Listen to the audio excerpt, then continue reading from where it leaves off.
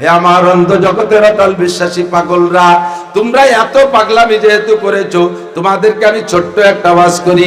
লা তাত্তাকিদু আদুবি ওয়া আদুবাকুম আউলিয়া, চিরকাল মনে রাখবে আমার শত্রু আর তোমাদের শত্রু যারা, তাদের সাথে কখনো বন্ধুত্বতা গড়বা না।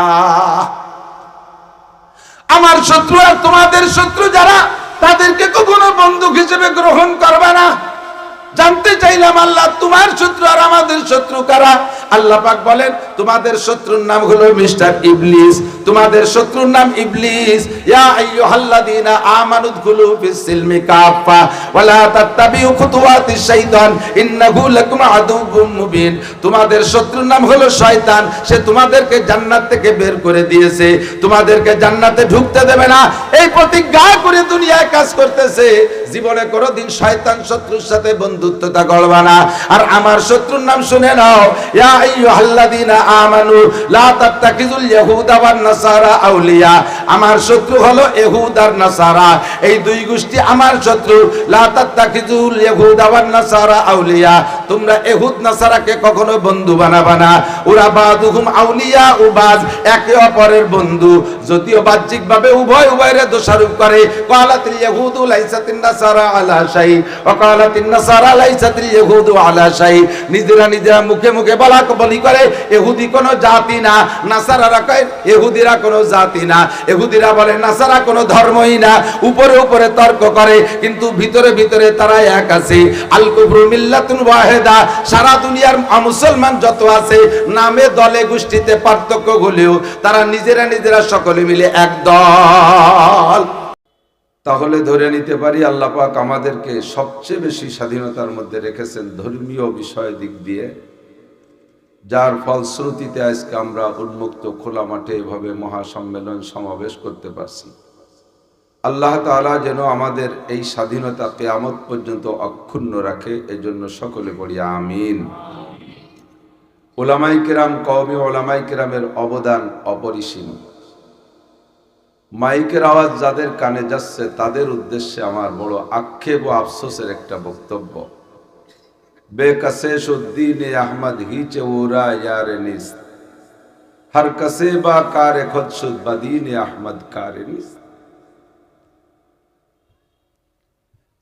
বড় কষ্ট লাগে বলতে গিয়ে। দিন আহমদ মুহাম্মদুর রাসূলুল্লাহ সাল্লাল্লাহু আলাইহি ওয়াসাল্লামের দিন সারা দুনিয়া জুড়ে বেসঙ্গ হয়ে গেছে, সাথীহারা হয়ে আছে, একা একা ঘুরতেছে, তার কোনো বন্ধু নেই। হর কাছে বা কারে খুদশুদ, প্রত্যেকটা মানুষ নিজের কর্ম নিয়ে ব্যস্ত। হর কাছে বা কারে খুদশুদ বদিন আহমদ কারে নিস। আহমদ মুহাম্মদুর রাসূলুল্লাহ সাল্লাল্লাহু আলাইহি ওয়াসাল্লামের ধর্ম দিন তাদের কোনো কাজই না। মাহফিল উপলক্ষে যথেষ্ট বড় বড় বাজার তৈরি হয়, মেলা তৈরি হয়, হাজার হাজার মানুষ সেখানে। ব্যবসায়ীরা ব্যবসা নিয়ে ব্যস্ত, ক্রেতারা কেনাকাটা নিয়ে ব্যস্ত, প্রত্যেকে যার যার ধান্দা নিয়ে ব্যস্ত। শুধু কতগুলো উলামায়ে কেরাম, তুলাবায়ে ইলম, এদেরই মাথায় চড়ছে ধর্মের দায়িত্ব, তারাই একটু এসে মাঠে বসে। এ গ্রুপও যদি না থাকে তাহলে আর দুনিয়ায় দিনও থাকবে না। এজন্য নবী আলাইহিস সালাম বলেন, লা তাকুমুস সাআ হাত্তা ইউকালা ফিল আরদি আল্লাহ আল্লাহ। জমিন অতদিন ধ্বংস হবে না যতদিন জমিনের উপরে একজন মানুষ থাকবে আল্লাহ বলনেওয়ালা। তাহলে বোঝা যায় দুনিয়া অতদিন থাকবে যতদিন আল্লাহ বলনেওয়ালা থাকবে।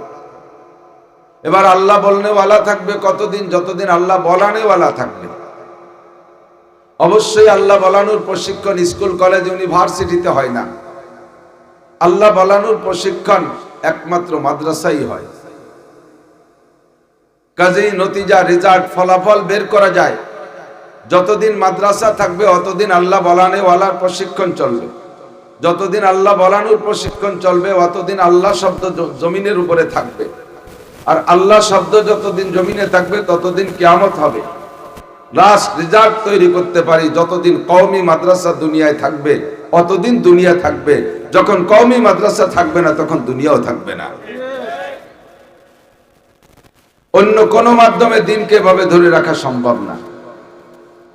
একদল মুসলমান মনে করে ইসলাম মানে একটু কোরআন শরীফ পড়া, মাদ্রাসা মানে একটু কোরআন শরীফ কায়দা এইগুলো পড়ার নাম মাদ্রাসা। মাদ্রাসা শিক্ষা যে কত ব্যাপক তা তারা এর ভিতরে ঢোকেও নাই, বোঝেও না। গোটা জিন্দেগি মানব জীবন 6 ভাগে বিভক্ত: ব্যক্তিগত জীবন, পারিবারিক জীবন, সামাজিক জীবন, অর্থনৈতিক জীবন, রাজনৈতিক জীবন, আন্তর্জাতিক জীবন। ব্যক্তি পার্থক্যে মানব জীবন 6টা ভাগে বিভক্ত। 6টা জীবনকে গঠন করার জন্য একমাত্র পূর্ণাঙ্গ শিক্ষা ব্যবস্থা মাদারেসে দিনিয়া কওমিয়ার মধ্যে, বিকল্প আর কোথাওর মধ্যে নেই। আর এই মাদারেসে দিনিয়া কওমিয়াকে ধ্বংস করার জন্য প্রত্যেকের জবান থেকে কম বেশ শুনেছেন, আজীবন আমরণ ষড়যন্ত্র চালিয়ে যাচ্ছে ইসলামের শত্রু যারা তারা। ইসলামের মূল শত্রু কারা? এদের চিনতে আমাদের সমস্যা থাকার কারণেই আমরা তাদের সাথে শত্রুতা পোষণ করে চলি না, তাদের থেকে এড়িয়ে চলি না। আমি মাদ্রাসার ছাত্র যারা সামনে বসা আছেন সকলকে আমি এদিক মনোনিবেশ দেওয়ার জন্য অনুরোধ করব। কাব্বারানি মৌতুল কুবারা, বুড়োরা মরে যে আমাদের বুড়ো বানাইছে। আমাদের মুরব্বীরা যদি বেঁচে থাকতেন তাহলে আমি এখানে চেয়ার না, নিচে মাটিতেও সিট পেতাম না। মহান মুরব্বীরা একে একে চলে গেছে, এখন আমরা মুরব্বী হয়ে আছি। আবার হঠাৎ করে শুনবে একদিন আমার মৃত্যু খবর, কেঁদে কেঁদে আসবে সবাই দিতে শুধু কবর। এখন বাড়ি হাজার হাজার মানুষ যায় দাওয়াত দিতে, রাস্তাঘাটে চলতে ফিরতে দাওয়াত আর দাওয়াত, মাহফিলের দাওয়াত আর দাওয়াত, বহুত হাদিয়া তোহফা মিষ্টি মন্ডা টাকা পয়সা নিয়ে যায়। হঠাৎ একদিন আমার মৃত্যুর খবর ছড়িয়ে পড়বে, আর কেউ আমাকে দাওয়াত দিতে যাবে না। মোহাব্বত থাকলে, সম্ভব হলে, কাছে হলে 3 মুঠ মাটি দিতে যাবে আমাকে। আমরাও চলে যাব একদিন। আশাবা সগীরা ওয়া আবনাল কবির, কাররুল গদাতে আমারুল আশি। জন্ম হলো, শিশুকাল ছিল, শৈশব আসলো, যৌবনকাল আসলো, ধীরে ধীরে সব চলে গেল। এরপরে দাড়ি গজানো শুরু হলো, এরপরে দাড়ি সম্পূর্ণ গজানো শেষ হয়ে গেল, এরপরে দাড়ি ধীরে ধীরে পাক শুরু হয়ে গেল, একদিন পাকাও শেষ হয়ে যাবে। হঠাৎ করে আমার আখেরি ডাক এসে যাবে, আমরা থাকবো না। আর আমরা উলামায়ে কিরাম এখন যারা শীর্ষে আছে এরা থাকবে না, আর এই চেয়ারটা খালি হয়ে যাবে। তখন এই চেয়ারে বসবে ইহুদ নাসারা ভণ্ডরা বসবে, তখন মানুষে আর নুরানি কথা শুনতে পারবে না। কাজেই এই চেয়ারটা খালি করতে দেওয়া যাবে না। ছাত্ররা উলামায়ে কিরামের প্রত্যেকের কথা তোমরা কান লাগায় শুনবে, এদিক সেদিক খেয়াল করবে না। ছোট থেকে বড় সকলে সব কথাগুলো শুনবে, জানা কথাই বলবো। আল্লাহ পাকও বলেছেন ওয়াদাক্কির, জানা কথাগুলো আলোচনা করো, ফা ইন্না যিকরা তানফাউল মুমিনিন। জানা কথাগুলো আলোচনা করলে মুমিনের ঈমান বাড়ে। আপনারা জানেন না এমন কোনো কথা আমি নিয়ে আসতে পারিনি। কোরআন শরীফের যে আয়াত আর হাদিস পড়েছি সবই উলামায়ে কিরাম শোনার সাথে সাথে প্রত্যেকের জেহেনের ভিতরে মোটা মোটা একটা বয়ান হাজির হয়ে গেছে। এই আয়াতে কত বয়ান আছে, এই হাদিসে কত ওয়াজ আছে সকলেই জানে, শুধু পুনরাবৃত্তি করা ছাড়া আর কিছুই না। এজন্য ছাত্ররা আমার দিক, একজন এদিক ওদিক নড়বে না। আপনাদের এদিক তো আছে কিনা আমি জানি না, খেজুর গাছ কেটে রস বের করা এদিক আছে নাকি? কম, তবুও 2-1টা তো আছে, দেখেছেন। খেজুর গাছ থেকে রস বের করে, রসটা ধরার জন্য খেজুর গাছের মাথায় এভাবে সুন্দর করে সাইজ করে কেটে একটা কঞ্চি, বাঁশের কঞ্চি দিয়ে একটা ডুঙ্গা বানায়, একটা নল দেয়, নল বলে না, একটা নল দেয়। ওই নলের সাথে রস ধরার জন্য একটা কলস দিতে হয় না, একটা কলস দিতে হয়। তো কলসটা যদি ঝুলাইয়া লুজ করে পাতেন, ডিল করে একেবারে খানিকটা নিচু করে পাতেন, আর নরম নরম হালকা করে, রস গাছে নিয়মিত পড়েই যাচ্ছে, ওই নালি দিয়া রস পড়েই যাচ্ছে, কিন্তু আপনি কলসটা ঢিলা করে পাচ্ছেন বিদায় বাতাসে দোল খায়, কাকশালিক পাখিতে চামচিকা বাদুরে ঠেলা ধাক্কা দেয়, রাতভর রস পড়বে, সকালবেলা যে আপনি খালি কলস নিয়ে নেমে আসতে হবে। যদি ওই রস আপনাকে ধরতে হয় তাহলে আপনার কলসটা কেমন পাততে হবে, নালিটাকে কলসের মুখের মধ্যে দিয়ে টাইট করে বেঁধে রাখতে হবে, ঠিক না? তাহলে রস ভিতরে পড়বে, সকালবেলা কাঁচাও খেতে পারবেন, গুড় বানায় খেতে পারবেন, ক্ষীর পাকায় খেতে পারবেন। নইলে খালি কলস নিয়ে নেমে আসতে হবে। সেম কোয়ালিটি বক্তারা যারা মাঠে বয়ান করে তাদের মুখটা একটা নালি, কুরআন হাদিসের রস পড়বে, শ্রোতা যারাই সামনে থাকবে তারা ঠিলাটাকে কলসটাকে টাইট করে পাতা থাকলে রস ভিতরে ঢুকবে। নইলে বাতাসে কাকশালিকে দুল খাবে, বাদাম সানাসুর মোবাইল ইত্যাদিতে ঠেলা ধাক্কা মারবে, আর অবশেষে আপনি খালি কলস নিয়ে বাড়ি যাবেন, আপনার কলসের মধ্যে কিচ্ছু যাবে না। এদিকে খেয়াল রেখে খুব টাইট করে কথা শুনতে হবে। পাশাপাশি এখন ছাত্রদের হাতেও যথেষ্ট মোবাইল, মাশাআল্লাহ, লেখাপড়ার সর্বনাশ হয়ে গেছে, মোবাইলে লেখাপড়া শেষ করে দিয়েছে। ওলামায়ে কেরামরা কোরআন হাদিস পড়ে প্লেটে করে এনে গুছাই দিচ্ছে। 10 মাঠে যে 10 প্লেট যদি নিতে পারেন কালেকশন করে, তাহলে একদিন আপনি এগুলো ধুয়ে মুছে খেতে পারবেন। এই জন্য সকলকে অনুরোধ করব, একটা ছেলে এদিক ওদিক খেয়াল করবে না। যারা দাঁড়িয়ে আছেন তারা যদি একটু চেষ্টা করেন বসতে পারবেন ইনশাআল্লাহ। বসে বয়ান শুনলে আপনি মজা বেশি পাবেন। যারা বসা আছেন তারা যদি একটু সামনে আগায় আসেন, পিছনে একটু রোদ থাকার কারণে অনেকে বসতেছে না। যদি কেউ সামনের দিকে আগান তাহলে আপনাকে আল্লাহ তাআলা জান্নাতের দিকে আগায় দিলেন। যদি জান্নাতের দিকে আগানোর শখ থাকে যে না জান্নাতে যা আগাই, তাহলে আগান। আর যদি মনে চায় জান্নাতে একটু দূরে থাক, আমি একটু পিছিয়ে থাকি, তাহলে সেটা আপনার ব্যাপার। মাশাআল্লাহ, জান্নাতের লোভ আছে ওলামায়ে কেরামের, আলহামদুলিল্লাহ। খেয়াল করি, সময় কম, আসর পর্যন্ত সময়। আল্লাহ পাক রব্বুল আলামিন বড় মায়ার সাথে একটা ডাক দিয়েছেন, ওলামায়ে কেরাম সকলেই জানে। নবী আলাইহিস সালাম মক্কায় থাকতে যে আয়াতগুলো নাজিল হয়েছে, এই আয়াতের মধ্যে আল্লাহ তাআলা যদি মানুষকে ডাক দেওয়ার উদ্দেশ্য করেছেন, ডাক দেয়া বুঝুন তো, আহ্বান করা। এই আহ্বানের ডাকের যে শব্দটা আল্লাহ ব্যবহার, তালবে আলিমরা খেয়াল করো, আহ্বানের ডাকের যে শব্দ ব্যবহার করেছে আল্লাহ তাআলা মক্কায় থাকতে, হুজুর হিজরতের আগে, শব্দ ছিল ইয়া আইয়ুহান নাস। যত জায়গায় দেখবেন ইয়া আইয়ুহান নাস, বুঝবেন যে আয়াতটা মক্কি। এটা হিজরতের আগের আয়াত। হে মানব জাতি, ইয়া আইয়ুহান নাস মানে কি? হে মানব জাতি। মুসলমান, অমুসলমান, হিন্দু, বুদ্ধ, খ্রিস্টান, কাফের, মুশরিক, নাস্তিক, মুরতাদ, বেঈমান, যত মানুষ আছে সব মানুষকে আল্লাহ তাআলা একটা ডাকে ডাক দিয়েছেন, ইয়া আইয়ুহান নাস ইত্তাকু রাব্বাকুম। ইয়া আইয়ুহান নাস, ইয়া আইয়ুহান নাস বলে যত ডাক দিয়েছে সব মক্কি ডাক। মদিনায় যাওয়ার পরে, হিজরতের পরে যে ডাক দিয়েছেন আল্লাহ পাক, ডাকের ভাষা পাল্টিয়ে দিয়ে বলেন ইয়া আইয়ুহাল্লাযীনা আমানু। শাব্দিক তরজমা, হে ওই সকল মানুষ যারা ঈমান এনেছো, তোমরা যারা মুমিন তোমাদেরকে আমি ডেকে বলি। এটা আল্লাহ পাকের শাব্দিক তরজমা। আর বুজুর্গানে দিনের মারিফাতি তরজমা আলাদা একটা তরজমা হলো ইয়া আইয়ুহাল্লাযীনা আমানু। আল্লাহ পাক বড় দরদের সাথে, মহব্বতের সাথে ডেকে বলেন, হে আমার অন্ধ জগতের অটল বিশ্বাসী পাগলরা, অন্ধ জগতের অটল বিশ্বাসী পাগল। ইয়া আইয়ুহাল্লাযীনা আমানুর মানে হে আমার অন্ধ জগতের অটল বিশ্বাসী পাগল। দুনিয়ার নাম অন্ধ জগৎ, এখানে বসে আল্লাহকে দেখা যায় না। অন্ধ যেমন দুনিয়ার কিছু দেখে না, দুনিয়াটা আমাদের জন্য অন্ধ জগৎ। এখানে বসে আল্লাহকে দেখি না, ফেরেশতাদেরকে দেখা যায় না, জান্নাত দেখা যায় না, জাহান্নাম দেখা যায় না, পুলসিরাত দেখা যায় না, হুর দেখা যায় না, গিলমান দেখা যায় না, মিজান দেখা যায় না, ময়দানে মাশার দেখা যায় না, কিচ্ছু দেখা যায় না পরকালের। কাজেই জগতের নাম অন্ধ জগৎ। আর এখানে বসে আপনারা অটল বিশ্বাসী, এমন অটল বিশ্বাসী, যদি সাধারণ মুসলমানের সন্তান, মুসলমানের মাত্র সন্তান, নামাজও পড়ে না, রোজাও রাখে না, ধর্মের কোনো কাজ করে না, যত অন্যায় আছে সব করে, তবুও মুসলমানের সন্তান। ওর সামনে যদি কোনো কাফেরের বাচ্চা, কোনো অমুসলমানের সন্তান আল্লাহর কোরআনকে অপমান করে, নবী পাককে ক্রিটিসাইজ করে, আল্লাহ তুলে যদি কোনো কথা বলে, ইসলাম সম্পর্কে কটূক্তি করে, উলামায়ে কিরাম সম্পর্কে যদি খারাপ আচরণ করে, মন্তব্য করে, তাহলে ওই মুসলমানের সন্তান সে নিজের শরীয়তের পর আমল না করলেও তার জীবনের শেষ বিন্দু রক্ত দিয়ে হলেও ওই কথার প্রতিবাদ না করে ছাড়ে না।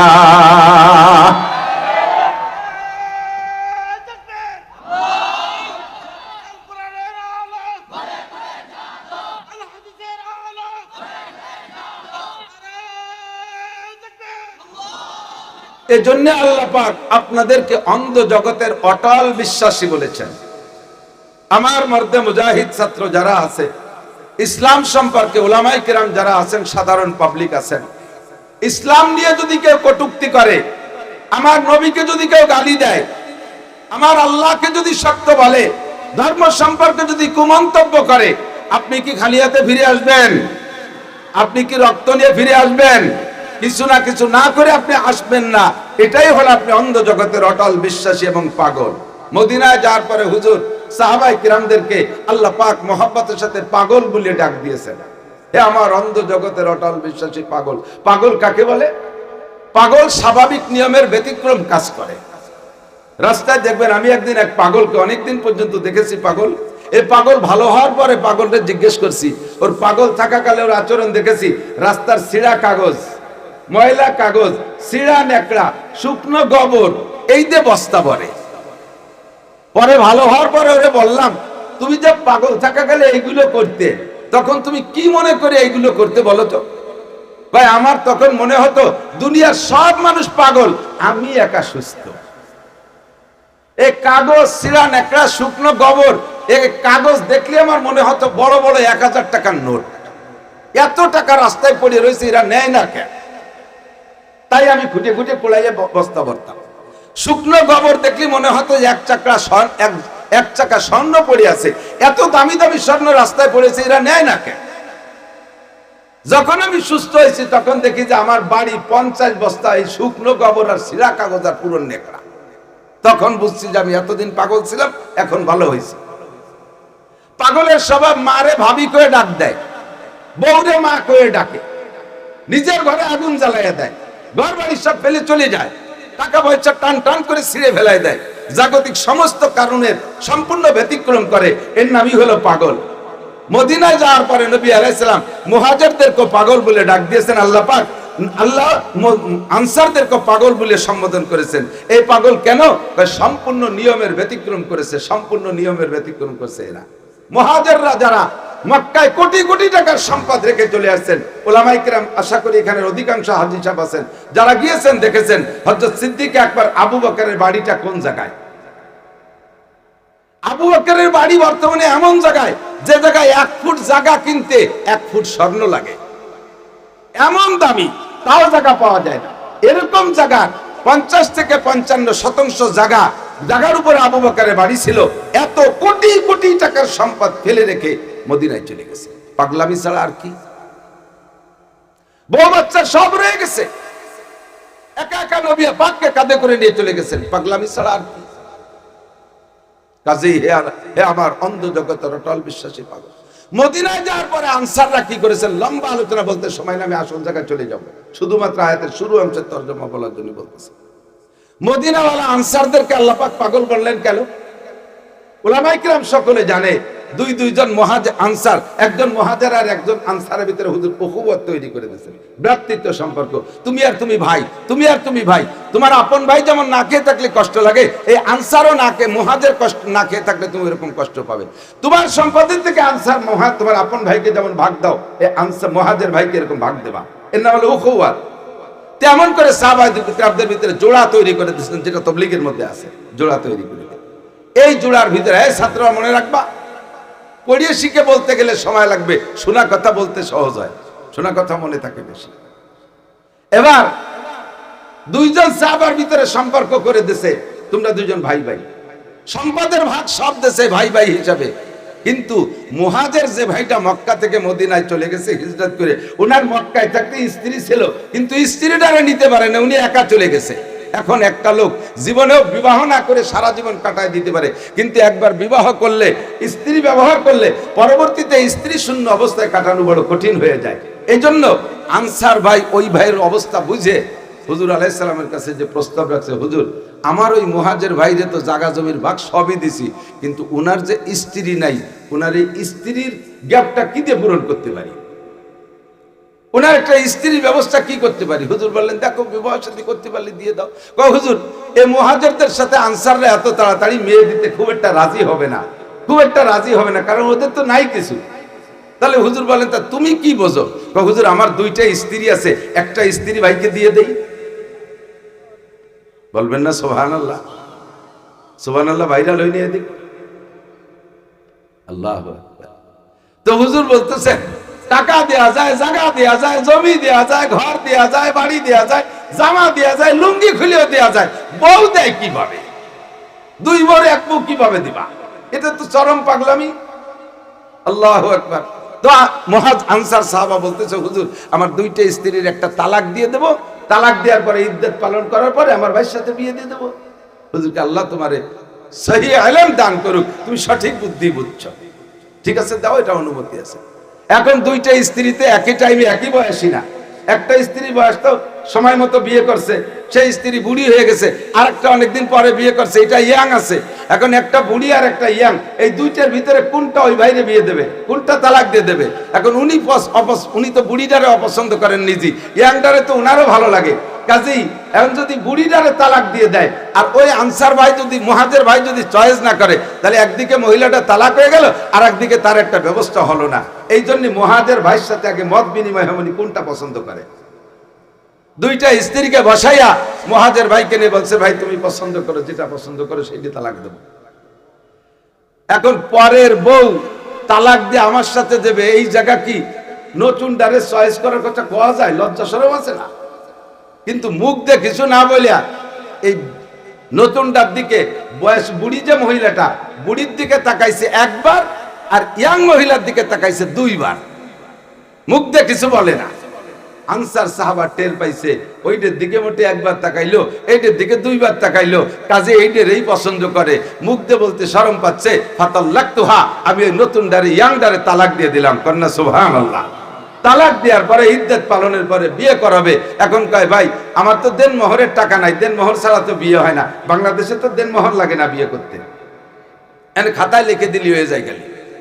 আর উনাদের তো নগদ দেন মোহর দিয়ে বিয়ে করা লাগে। আমার তো দেন মোহরের টাকা নাই। যে আমার সম্পদের সুলুস 3 ভাগের 1 ভাগ তোমার নামে দলিল করে দিলাম, ওখান থেকে মাল বের করে তুমি তা সেই টাকা দিয়ে দেন মোহর দিয়ে বিবাহ করে নাও। বলি না সুবহানাল্লাহ। এর চাইতে বড় পাগলামি আর কিছু থাকে? বহু তকে আছে, বলতে সময় লাগবে। আল্লাহ পাক ডাকতে বলেন, হে আমার অন্ধ জগতের অটল বিশ্বাসী পাগলরা, তোমরা এত পাগলামি যেহেতু করেছো, তোমাদেরকে আমি ছোট্ট একটা আওয়াজ করি, লা তাত্তাকিদু আদুবি ওয়া আদুবাকুম আউলিয়া। চিরকাল মনে রাখবে, আমার শত্রু আর তোমাদের শত্রু যারা, তাদের সাথে কখনো বন্ধুত্বতা গড়বা না। আমার শত্রু আর তোমাদের শত্রু যারা, তাদেরকে কখনো বন্ধু হিসেবে গ্রহণ করবা না। জানতে চাইলাম, আল্লাহ তোমার শত্রু আর আমাদের শত্রু কারা? আল্লাহ পাক বলেন, তোমাদের শত্রুর নাম হলো মিস্টার ইবলিস। তোমাদের শত্রুর নাম ইবলিস। ইয়া আইয়ুহাল্লাযীনা আমানু দুখুলু ফিস সিলমি কাফা ওয়া লা তাত্তাবিউ খুতুওয়াতিশ শাইতান ইন্নাহু লাকুম আদুউম মুবিন। তোমাদের শত্রুর নাম হলো শয়তান। সে তোমাদেরকে জান্নাত থেকে বের করে দিয়েছে, তোমাদেরকে জান্নাতে ঢুকতে দেবে না। এই প্রতিজ্ঞা করে দুনিয়ায় কাজ করতেছে। জীবনে কোনোদিন শয়তান শত্রুর সাথে বন্ধুত্বতা গড়বা না। আর আমার শত্রুর নাম শুনে নাও, ইয়া আইয়ুহাল্লাযীনা আমানু লা তাত্তাকিজুল ইয়াহুদা ওয়ান নাসারা আউলিয়া। আমার শত্রু হলো ইহুদ আর নাসারা, এই দুই গোষ্ঠী আমার শত্রু। লা তাত্তাকিজুল ইয়াহুদা ওয়ান নাসারা আউলিয়া। তোমরা ইহুদ নাসারাকে কখনো বন্ধু বানাবা না। ওরা বাদুহুম আউলিয়া উবাজ, একে অপরের বন্ধু, যদিও বাহ্যিকভাবে উভয় উভয়ের দোষারোপ করে। ক্বালাতিল ইয়াহুদু লাইসাতিন নাসারা আলা শাই ওয়া ক্বালাতিন নাসারা লাইসাতিল ইয়াহুদু আলা শাই। নিজেরা নিজেরা মুখে মুখে বলাবলি করে, ইহুদি কোনো জাতি না, নাসারারা কয় ইহুদিরা কোনো জাতি না। ইহুদিরা বলে নাসারা কোনো ধর্মই না। উপরে উপরে তর্ক করে, কিন্তু ভিতরে ভিতরে তারা এক আছে। আল কুফরু মিল্লাতুন ওয়াহিদা। সারা দুনিয়ার মুসলমান যত আছে, নামে দলে গোষ্ঠীতে পার্থক্য হলেও তারা নিজেরা নিজেরা সকলে মিলে এক দল। মুসলিম নিধন আন্দোলন, ইসলাম নিধন আন্দোলনে সারা দুনিয়ার কাফের মুশরিকরা, ইহুদ নাসারারা সকলে মিলে এক দল। কথা বলেন ঠিক কি ঠিক না? এ জায়গা তারা আলাদা আলাদা দল থাকে না। ইহুদিদের কাছে জিজ্ঞেস করবেন হিন্দু ধর্ম কেমন, বলবে ও কোনো ধর্মই না। নাসারাদের কাছে জিজ্ঞাসা করবেন বুদ্ধ ধর্ম কেমন, ওটা কোনো ধর্মই না। এই দুই গোষ্ঠীর কাছে জিজ্ঞেস করবেন ওরা কেমন, বলে ও কোনো ধর্মই না। প্রত্যেকে যার যার ধর্মের ক্রিটিসাইজ করবে। অথচ বর্তমানে চলছে মুসলিম নিধন আন্দোলন, ইসলাম নিধন আন্দোলন। এ জায়গা দেখেন হিন্দু বুদ্ধ খ্রিস্টান সব দল মিলে এক হয়ে গেছে, ঠিক কিনা? এরা জানে ইসলাম হলো নূর। ইসলাম কি? আপনারা ওযুর দোয়া পড়েন না, আল ইসলামু ওয়াল কুফরু যুলমা। আল ইসলামু নূর, ইসলাম নূর, আল্লাহ নূর। বলেন আল্লাহ। কোরআন শরীফের ভিতরে আল্লাহ বলেন, আল্লাহু নূরুস সামাওয়াতি ওয়াল আরদ। আমি আল্লাহ আসমান জমিন ভরা একটা নূর। আমি আসমান জমিন ভরা বিশাল একটা পাওয়ার, আসমান জমিন ভরা বিশাল একটা লাইট। ইউরিদুনা লিউতফিউ নূরাল্লাহি বিআফওয়াহিহিম, শুরু থেকে আজ পর্যন্ত তারা চেষ্টা চালায় যাইতেছে আল্লাহর নূরকে তারা ধ্বংস করবে, আল্লাহর নূরকে তারা নিভিয়ে দেবে, এমন অপচেষ্টা তারা শুরু থেকে আজ পর্যন্ত চালিয়ে আসতেছে। আল্লাহ পাক জবাব দেয় আল্লাহু মুতিম্মু নূরিহি। এ আমার প্রাণ প্রিয় বন্ধুরা, আমার দিক লক্ষ্য করো। আল্লাহ পাক বলেন আল্লাহু মুতিম্মু নূরিহি, আল্লাহ তার নূরকে পূর্ণ করবে, আল্লাহ তার নূরকে পূর্ণ করবে। ওয়ালাউ কারিহাল কাফিরুন, যদিও সারা দুনিয়ার কাফেরদের পছন্দ না হয়, তাদের যদিও খারাপ লাগে, তাতে কিছু আসে যায় না। আল্লাহ তার নূরকে পূর্ণ করবে। আর আল্লাহ যেই নূর আর আলোকে জ্বালাইতে চায়, দুনিয়ার কেউ তা মুখ দিয়ে ফু দিয়ে নিভাইতে পারবে? জোরে বলেন পারবে? কে ইজাত পার ফুরুজাদ কাছে কাস্তাব জানাদের শাসব সুজাদ। ধর্মের যেই বাতি আল্লাহ জ্বালাইতে ইচ্ছা করে, দুনিয়ার সবাই মিলে চেষ্টা করলেও ওই বাতি তারা নিভাইতে পারবে না। ঠিক কি না? আল্লাহ জ্বালাই যাইতেছে। উলামায়ে কিরাম ফাঁকে ফাঁকে স্বল্প সময়ের কারণে কাটা কাটা দুই এক শব্দের মধ্যে বলে গেছে। যেহেতু আমি একটু সময় পাইছি, একটু বলি, লক্ষ্য করি। আমাদের এই দেশে, আপনাদের এদিক তখন হয়েছিল কিনা জানি না, 88-98-তে আমাদের ওই অঞ্চলে প্রবল বন্যা হয়েছিল। এদিকে হয়েছিল বন্যায়, বন্যার কারণে ওই বন্যায় কি দূষিত পানি আসছে আল্লাহই জানে। দেশীয় মাছ সব ক্যান্সার হয়ে শেষ হয়ে গেছিল, মনে আছে নাকি? হ্যাঁ, রয়না, টাকি, আপনাদের কি নাম বলে জানি না, টাকি মাছ, শৈল মাছ, বাম মাছ, রয়না মাছ, দেশি মাছ যা ছিল সব মাছ মুখে ক্যান্সার, লেজে ক্যান্সার, পেটে ক্যান্সার, বিভিন্ন জায়গায় ক্যান্সার হয়ে পচে পচে মাছ শেষ হয়ে গেছিল, মনে আছে না? এখন খুব একটা নাই। মাঝে অনেক দিন পর্যন্ত এই মাছ পাওয়াই যেত না, দেশি মাছ বিলুপ্ত হয়ে গেছিল প্রায়। ঠিক না? এখন আল্লাহর রহমতে হাটে বাজারে দেশি মাছ পাওয়া যায় কি যায় না? শৈল মাছ পাওয়া যায়, টাকি মাছ পাওয়া যায়, পুঁটি মাছ পাওয়া যায়, সব মাছ আবার পাওয়া যাচ্ছে। ঠিক না? আসলো কোত্থেকে? বন্যার প্লাবনে সব ধ্বংস হয়ে যাওয়ার পরে, ক্যান্সারে শেষ হয়ে যাওয়ার পরে হয়তো বা কোনো জায়গা, কোন পুকুরে এক জোড়া টাকি মাছ, এক জোড়া শৈল মাছ, এক জোড়া পুঁটি মাছ ছিল, সেখান থেকে আবার প্রজনন হইতে হইতে সারাটা দেশ জুড়ে আবার দেশি মাছে ভরপুর হয়ে গেছে। কাফের মুশরিকরা শুরু থেকে ইসলামকে নিধন করার জন্য যত চেষ্টা সব চালাইছে। সর্বশেষ ইংরেজদের আন্দোলন, এই উপমহাদেশ বলতে কয়টা দেশ বলে? ভারত, পাকিস্তান, আফগানিস্তানের সাথে, আফগানিস্তান, ভারত, পাকিস্তান, বাংলাদেশ, শ্রীলঙ্কা, মালদ্বীপ, তারপরে আমাদের পাশে বার্মা, এই কয়েকটা দেশ নিয়ে উপমহাদেশ। তৎকালীন বিশ্বের সবচাইতে বেশি মাদ্রাসা ছিল এই দেশে। 80,000 দাওরায়ে হাদিস মাদ্রাসা শুধু ভারতবর্ষ থেকে তৎকালীন 80,000 দাওরা মাদ্রাসা তারা তালাবন্দি করে বন্ধ করে দিয়েছিল। লক্ষ লক্ষ উলামায়ে কিরামকে তারা গাছের সাথে পা ঝুলিয়ে গায়ের চামড়া জীবিত অবস্থায় ছিলে শহীদ করে দিয়েছিল। ঢাকা বিশ্ববিদ্যালয়ের ক্যাম্পাসের ভিতরে যত গাছ, প্রত্যেকটা গাছের কোন একটা গাছ ছিল না যে গাছের এক একটা ডালে এক একজন হক্কানি আলেম ঝুলন্ত না ছিল। সব মারছে, সকলে মারছে শুধু উলামায়ে কিরামকে। ধর্ম বন্ধ করেছে, ধর্মকে ধ্বংস করার জন্য মসজিদ মাদ্রাসাগুলো বন্ধ করে দিয়েছে। মনে রাখবেন, সাধারণ পাবলিকের গায়ে হাত দেয়নি। উলামায়ে কিরাম মনে রাখবেন, সাধারণ পাবলিক মনে রাখবেন। ইতিহাস পড়েন, আমি অনেক পড়েছি ইংরেজদের ইতিহাস। হুসাইন আহমদ মাদানী রহমাতুল্লাহ লেখা, বিশেষ করে নগদে একটা বই পড়বেন, বৈষম্যের কি বলা হয়, বৈষম্যের মধ্যে ঐক্যের ডাক। কাজী মুতাসিম বিল্লাহ রহমাতুল্লাহ আলাইহি লিখে গেছেন। উলামায়ে কিরাম কিনবেন, পড়বেন, দেখবেন তার ভিতরে কি লিখছে। এই ছাত্ররা নড়বে না, বসো। আল্লাহ এই উলামায়ে কিরামকে মারছে, পাবলিক মুসলমান মারে নাই, কলেজের প্রফেসর মুসলমান মারে নাই, হাই স্কুলের মাস্টার মুসলমান মারে নাই, সাধারণ পাবলিক মুসলমান মারে নাই, মারছে আলেম উলামা, ধ্বংস করতে চাইছে মাদ্রাসাগুলো। উদ্দেশ্য কি জানেন?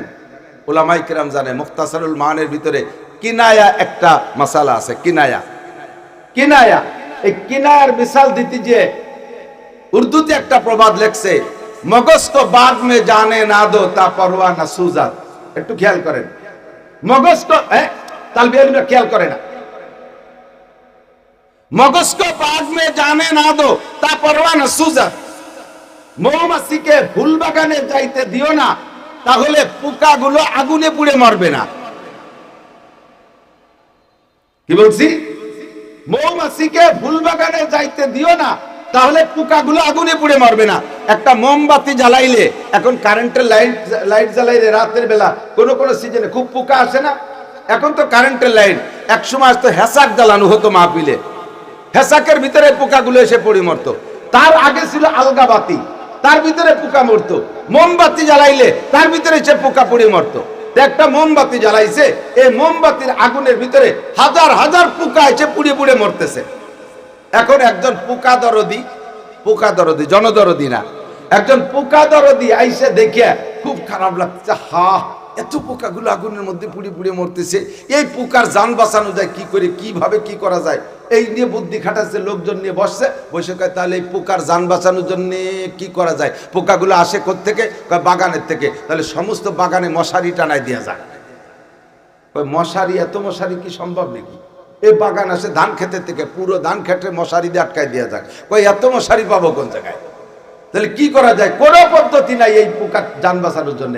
এখন পশ্চিমে পণ্ডিত, ইহুদি পণ্ডিত, ইসরায়েলি পণ্ডিত একটা এসে বুদ্ধি দিয়েছে।